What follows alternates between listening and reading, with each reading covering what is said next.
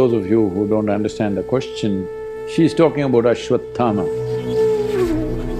At the end of the war, a terrible war, that everybody on both sides were disgusted with themselves and everybody for having perpetuated such a war. After killing nearly 100,000 people in those days when the population was not even 10% of what is today,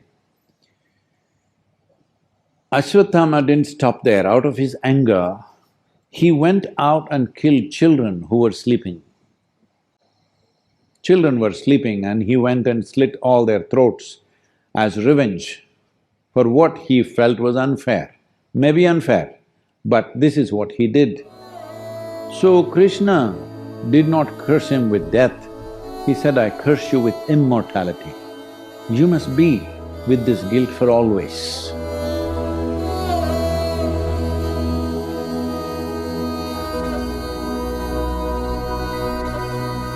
So what is the consequence of that? I think they're all… Ashwatthama is manifesting in United States, killing all the children in schools. Yeah, he's here. Otherwise, why do you want to walk into your school and kill children of all the people? You could at least choose grown-ups. I'm not saying it's better, but I'm saying it's… this is a manifestation of Ashwatthama. Because you're angry with something, you go and kill children who are sleeping. So, this is something you need to understand.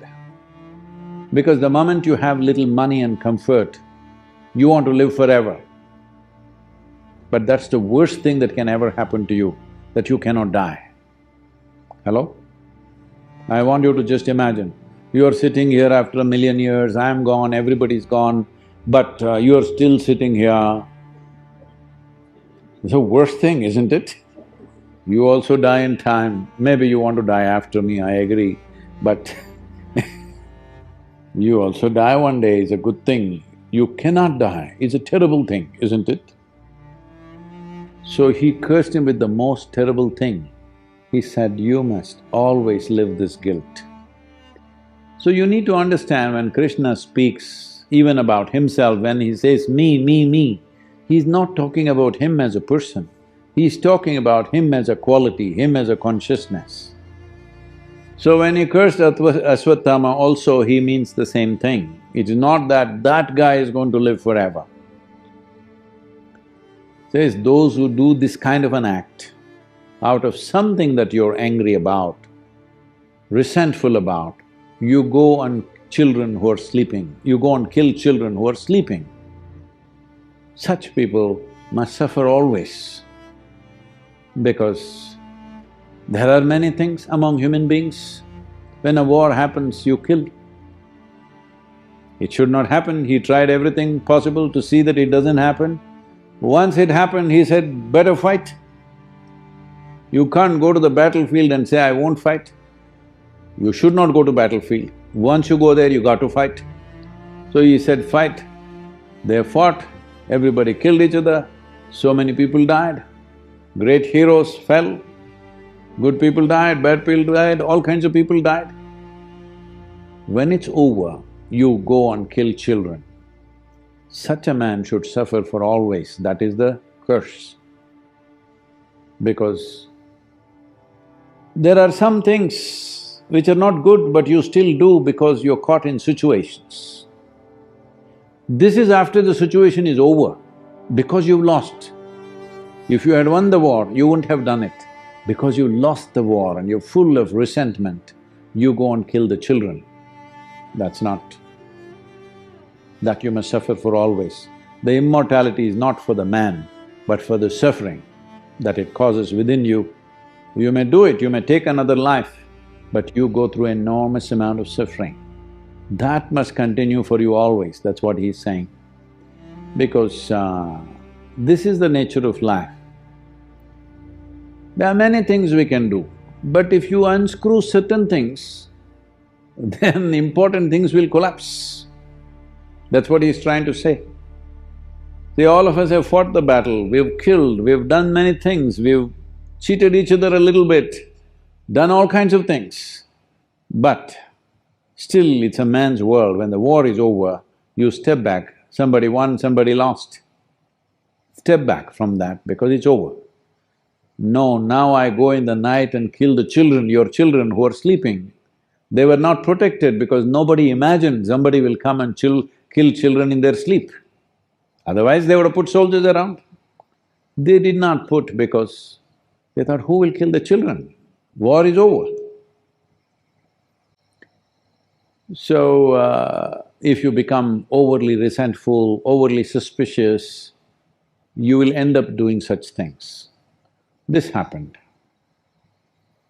An American person went to Moscow. Can I say this joke or no? An American person went to Moscow.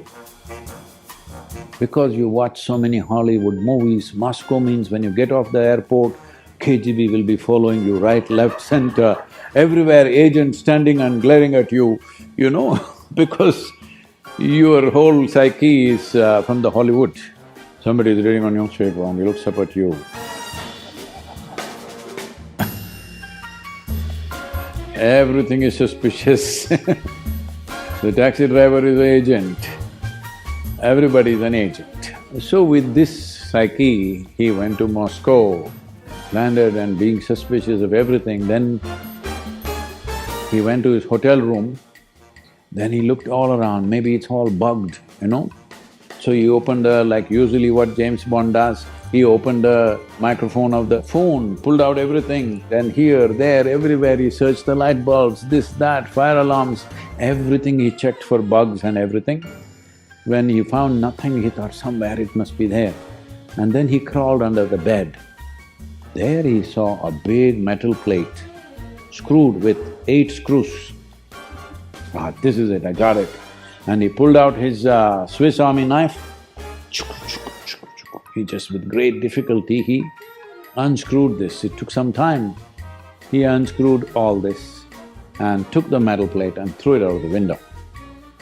Within a few minutes, he heard enormous commotion in front of the hotel. Ambulances, police cars and this and that, pam, boom, boom, everything happening.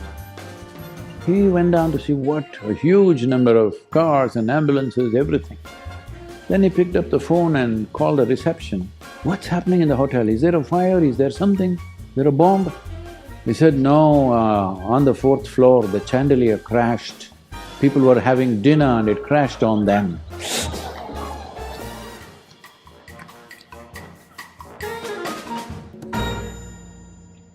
So, Krishna is saying, don't touch certain screws. If you touch those screws, things will crash upon you for good. So he's not giving a relief to Ashwatthama. For all others who fought against him, who did terrible things in their lives, he said, okay, as a man, you got angry, you got hateful, you did something. All right, there's a way for you. But he said, for this guy, there is no way, he has to live it forever.